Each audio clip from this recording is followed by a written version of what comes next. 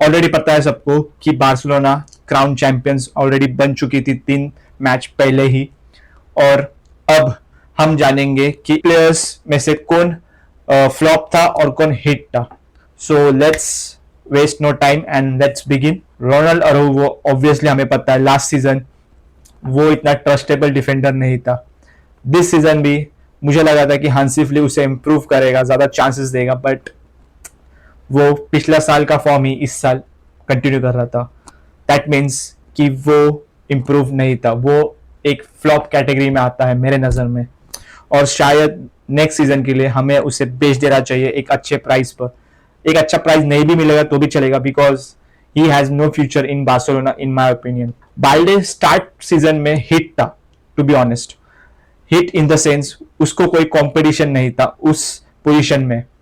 जब जनवरी आते ही हमारे पिक्चर में आता है जाओ कैंसेलो, जो कि सरप्राइजिंग पैकेज था। मैं जाओ कैंसेलो के लिए भी बोलूंगा आगे, लेकिन अभी मैं बाल्डे के बारे में बोलूं तो वो बिल्कुल स्टार्ट के सीजन में वो अच्छा था, लेकिन एंड आते आते वो फ्लॉप निकला, क्योंकि आई गेस उसने अपने गेम को सीरियसली नहीं लिया जब तक उसे कोई कंपटीशन नहीं आता। और जब जाओ कैंसेलो आया तब तक बहुत देर हो चुकी थी, जाओ कैंसेलो सेट हो चुका था उस फ्लैंक पे।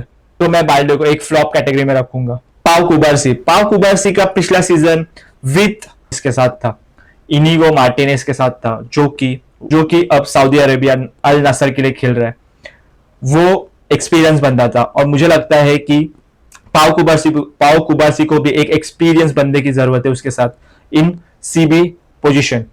मुझे ऐसा पर्सनली लगता है, but as Gerard Martin had this season as a CB, मुझे लगता है कि जेरार्ड मार्टिन ज्यादा इंप्रूव हुआ है पाव कुबार्सी के बदले। पाव कुबार्सी भी अच्छा है, एवरेज है, एवरेज इन द सेंस जैसा उसका पिछला सीजन का फॉर्म था, इस सीजन उसके मुकाबले वो एवरेज सीजन माना जाएगा मेरे हिसाब से। रादर जेरार्ड मार्टिन का सीजन बहुत अच्छा था। जेरार्ड मार्टिन पिछला सीजन एक लेफ्ट बैक खेला था और दिस सीजन सेंटर बैक। तो एक प्लेयर का लेफ्ट अपना पोजीशन चेंज करके जो चेंजिंग पोजीशन में उस पर आउटक्लास करना, भाई दैट टेक्स मैच्योरिटी। और जेरार्ड मार्टिन ने इस सीजन बिल्कुल वो अपना नेम टैग पाया है ना, जेरार्ड माल्डिनी, उसको वर्थ किया है भाई, हैट्स ऑफ। तो मुझे लगता है कि जेरार्ड मार्टिन और पाव कुबार्सी का सीजन मैं एक फ्लॉप में गिनूंगा और जेरार्ड मार्टिन का सीजन एक हिट में गिनूंगा। जूस कुंडे एंड एरिक गार्सिया। जूस कुंडे का पिछला साल बहुत अच्छा था, यू ऑल नो, और this year he has dropped his performance. हमने देखा है उसे बॉल लूज करते हुए उस पोजीशन पे बार बार। भले ही उस पोजीशन पे यमीन यमाल भी डिफेंसिव काम करता था, but he has lost his aura at that position. To be honest, उसका फैशन सेंस डेवलप्ड हुआ है, लेकिन वो राइट बैक पोजीशन पे डेवलप नहीं कर पाया मुझे लगता है। इसीलिए मैं फ्लॉप में डालूंगा जूस कुंडे को और वहीं एरिक गार्सिया को हिट पे डालूंगा। क्यों? क्योंकि एरिक गार्सिया दिस सीजन अपनी पोजीशन चेंज करता रहा है, कभी सीबी, कभी राइट बैक, कभी सीडीएम। भाई बंदा वर्सिटाइल है, वो कहीं भी कह सकता है इन तीनों पोजीशन पे और अच्छा परफॉर्म करेगा ही करेगा। ये बैड लक था कि उसे मेन मैचेस में रेड कार्ड मिले, but he has proven that why he deserves starting 11 spot. So Eric Garcia hit obviously.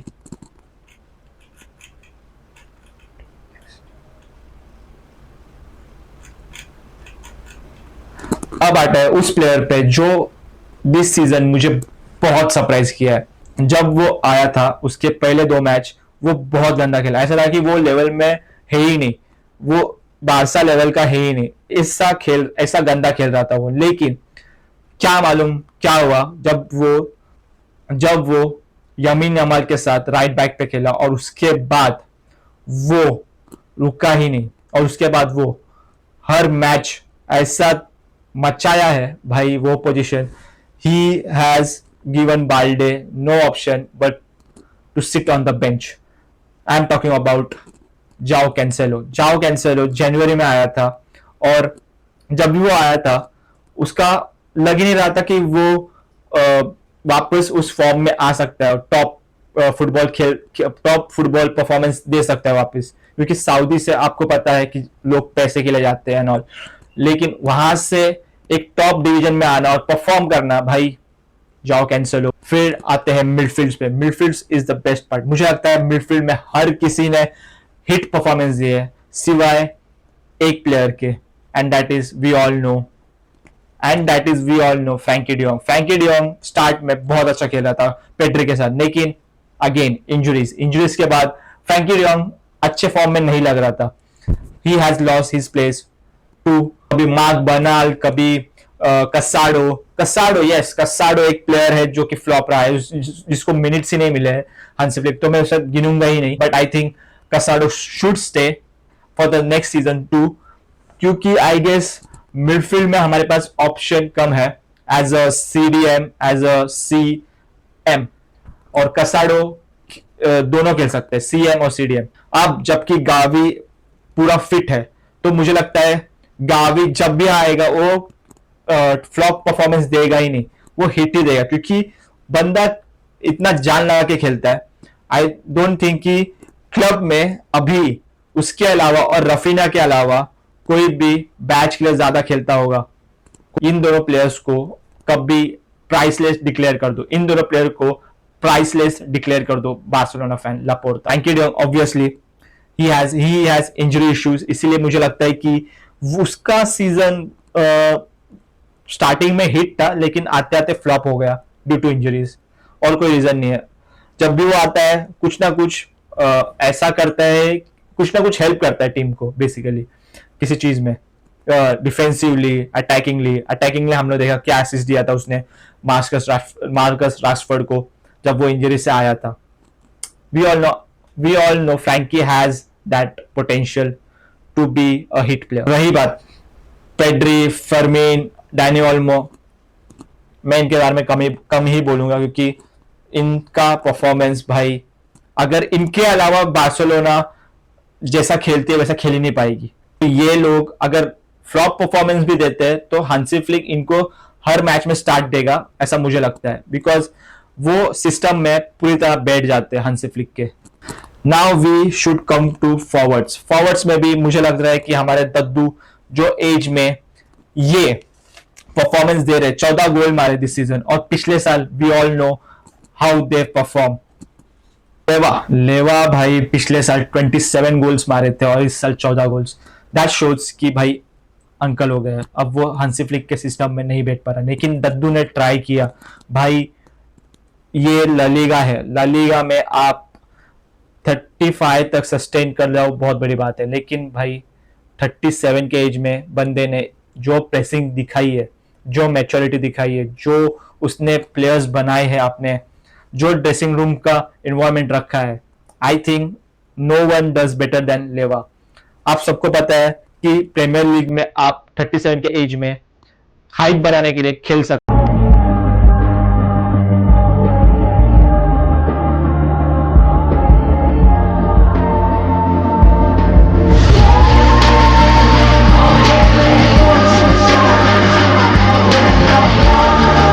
तो लेकिन प्रेस जीत तोड़ के भागना ये बस बार्सिलोना प्लेयर्स ही कर सकते हैं, और जो कि बुढ़े हैं वो भी।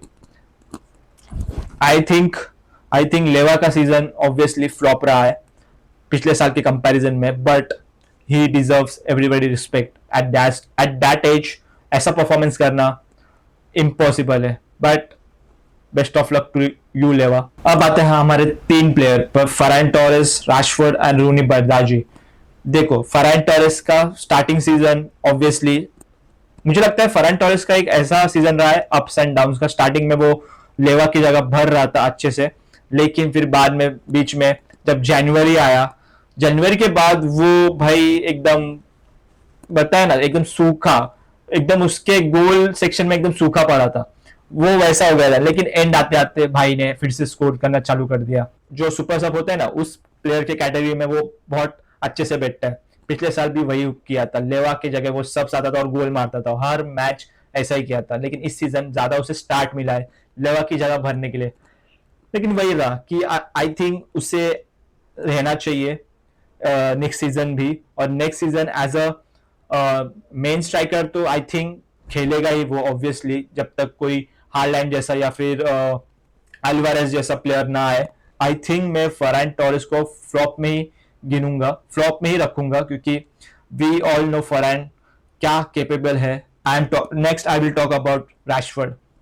रैशफोर्ड भाई सरप्राइजिंगली हिट कैटेगरी में रहेगा ऑब्वियसली। हम उसके जगह पे निको विलियम्स ला रहे थे भाई, हम उसके बदले निको विलियम्स को ला रहे थे। निको विलियम्स का ये साल का स्टैट आपको बताता हूँ, 6 goals 7 assist I guess, but Rashford का 14 goals 14 assist this season.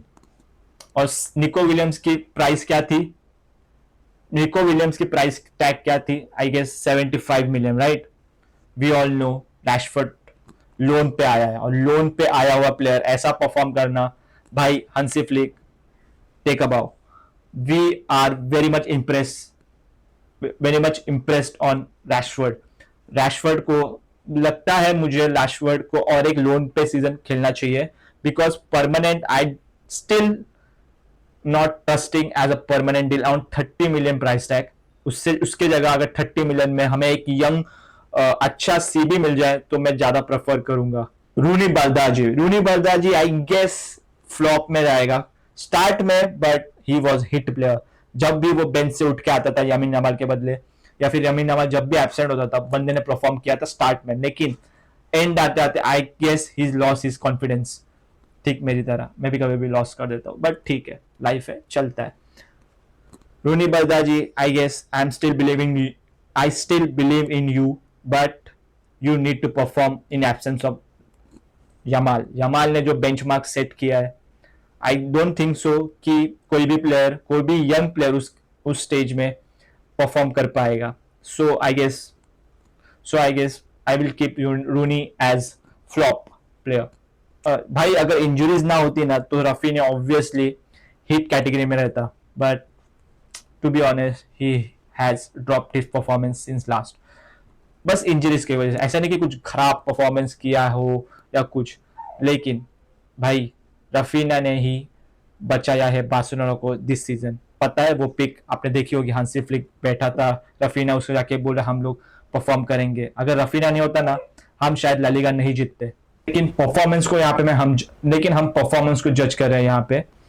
Rafina का start of the season hit था नो डाउट, लेकिन आते आते फ्लॉप गया ड्यू टू इंजरीज, और कुछ नहीं। यमाल का सीजन भाई कौन ही फ्लॉप पे रखेगा, ऑलवेज हिट। बंदे ने पिछले साल को एक्स कर दिया है, वो 10x परफॉर्मेंस होता है ना, वो दो प्लेयर्स 10x परफॉर्मेंस की प्रॉमिस कर रहे थे, इस बंदे ने वो किया है। पिछले साल से ज्यादा ड्रिबल्स किए हैं इस साल। आई थिंक वो एक लेजेंड बन के जाएगा बार्सिलोना। जब आई थिंक यमाल जब भी बार्सिलोना छोड़ेगा वो ऑलरेडी एक लेजेंड होगा, अब अभी भी लेजेंड है, but we all know what Yamal is capable of. Yamal भाई स्टार्ट ऑफ द सीजन भी हिट था, एंड आते आते भी हिट था, लेकिन अभी इंजरीज थी, बंदा एल क्लासिको में परफॉर्म नहीं कर पाया। I really miss this guy in El Clasico. ये होता ना तो एल क्लासिको एक मजा आ जाता, और चांद चांद लग जाते हमारी जीत पे। ये था, ड्रिबल कर रहा है भाई, विनी को बता रहा है भाई कैसे ड्रिबल किया जाता है, उससे वैसे एक्सपेक्ट कर रहे थे हम। Anyways we move on to the last और एक प्लेयर के बारे में बात करना चाहता हूं मैं, जो कि मुझे लगता है कि ये प्लेयर अगले 10 साल के लिए उस गोल पोस्ट से हिलेगा ही नहीं। We all know whom I am talking about, Joan Garcia भाई, जॉन गार्सिया को 25 मिलियन में बार्सिलोना ने खरीदा। 10 साल के लिए हम सिक्योर है गोल पोस्ट पे। Do you know what that means? Clubs बहुत पैसा खर्च करती है एक अच्छे गोलकीपर को ढूंढने के लिए, और हमने हमारे ही राइवल क्लब से उसे लाया। Fucking genius Laporta. We are secure for 10 years. I can't believe it. ऐसा गोलकीपर लाना 25 मिलियन में। एनीवेज ये था मेरा रिव्यू, जो प्लेयर्स हिट थे और जो प्लेयर्स फ्लॉप थे। आपका क्या टेक है इसमें? Do let me know on the comment section and see you on the next video. Bye.